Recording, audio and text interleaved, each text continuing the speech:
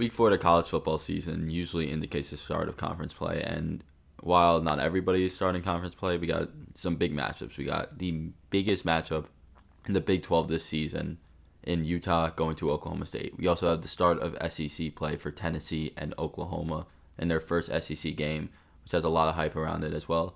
So let's get into predicting. All right, first game I want to talk about is on here because it's a Friday game, and that's Illinois at Nebraska. Illinois is ranked, and Nebraska is also ranked. I don't even know the last time there was a ranked game in Lincoln, but that's what it is. It's a Friday night game. I don't want to say Illinois is not deserving of their ranking because they absolutely are the way they have played, but I just view Nebraska as a lot better. And a night game in Lincoln, give me Nebraska. And we'll start the X1. Virginia going to Coastal Carolina. Now, Virginia hasn't actually been pretty decent this year. They have played well in their first 2 wins, and then I don't want to say choke because they held with Maryland the entire game, and then I don't know, let up 27 points in a quarter and a half or something. And Coastal, I haven't watched anything this year. I'm going to take Virginia. Now, this one I forgot about in the intro. I forgot this game even existed. How could I? That is USC going to Ann Arbor. Now, USC has been great all year. They're coming off a bye. Michigan has struggled in their first 3 games offensively. I don't expect it to get that much better with Alex Orji starting. USC coming off a bye. Already beat LSU. Their defenses look great. Their offense is a lot better. If this game is closer through the entire game, obviously, because Michigan just can't come back. If USC goes like first drive score, second drive score, and they're up 10-0, 14-0, this game is over. But if this game is ugly, it's a 13-10 game or something, 14-10 game going into the fourth, then I think Michigan has a chance, but I'm going to take SC. Arizona State at Texas Tech. Texas Tech has not played well this year at all. They just flat out haven't. Arizona State has been great this year, has turned themselves into a projected one of the worst teams in the Big 12 to being, I don't want to say legitimate Big 12 contenders, but being in that second tier of Big 12 teams. 3-0. They beat the piss out of Wyoming, beat Mississippi State, and then went to Texas State and won. Going to Texas again, give me Arizona State. Now, this matchup, the playoff implications are huge. This is the first, not the first matchup, but I guess auto bid wise, is the first big implication game.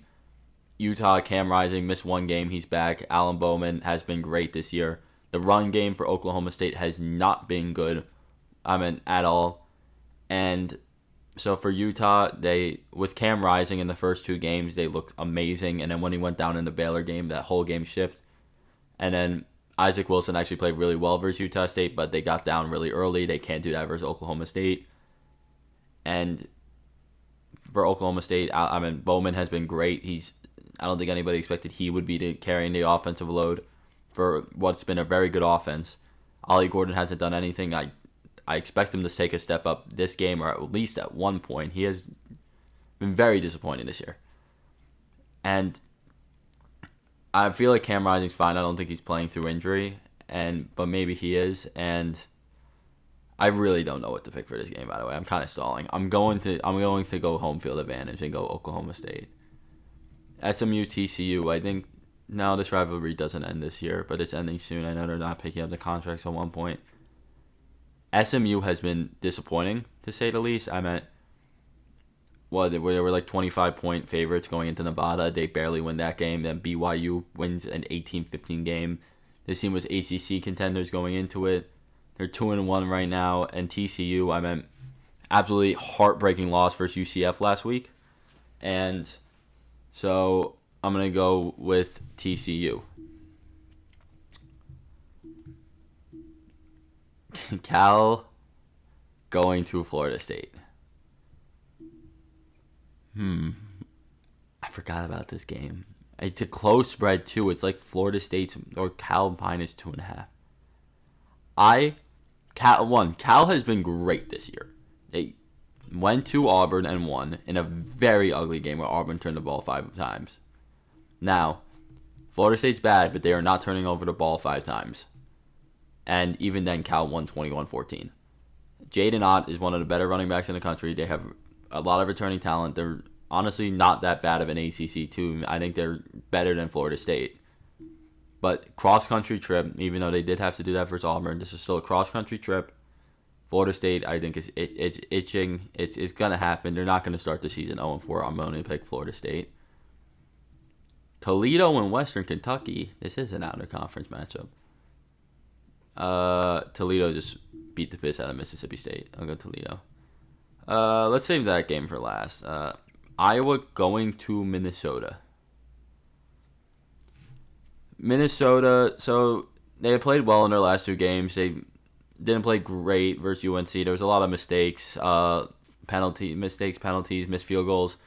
Iowa, their one loss to Iowa State where they choked that game, but I mean, it's still Iowa. I'll give Iowa credit. Their offense, versus Iowa State, Cade McNamara played terrible, but versus Troy and Illinois State, I think, which is Troy and Illinois State. Troy's not a bad team. They're a good SEC or Sun Belt team, but still, he didn't play great, or he played great. He played great in those two games. It's really their offense is night and day. So we'll see if that Iowa State game is an outlier, or is it actually just they can't play a good offense versus anywhere good of a team. And then finally, game of the week. This game has been circled. It's such a hype game.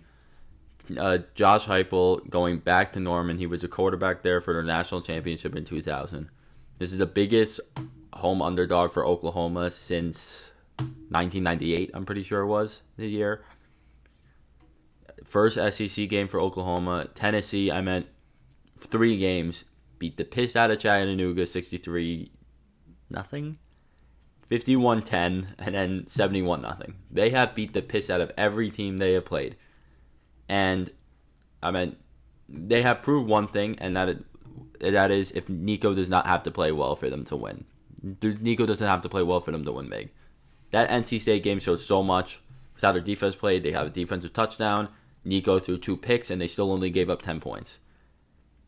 And they have scored what? I'm not even going to calculate. 71, 63, and 51 points. I guess it's 44 points of offense, but still. I don't know how many points of offense if they got any defensive touchdowns versus Kent State or Chattanooga. But Tennessee is rolling. They're getting close. Right now I put them in the tier 2. I still have that. I keep talking about it a lot. Ohio State, Georgia, Texas in tier 1. Tennessee's right there in tier 2. Oklahoma. They struggled their past 2 games. They had a big lead versus Tulane. They were up 24-0 with like a minute to go. Tulane ends up cutting that to 24-19, and then Oklahoma makes it 31-19 final. But they struggled versus Tulane in the second half. Then Houston gave them a ton of problems. Houston is maybe the worst Power 5 team this year. And so they've had problems. This is at Norman, though. And that place is so underrated in terms of atmosphere for college football. But I think there's just too big of a gap between these teams. I really do. So I am going to pick Tennessee. All right, so that's 10 predictions made. Thank you all for watching. Should be a fun week. Join the Discord in the server below or in the description below. See ya.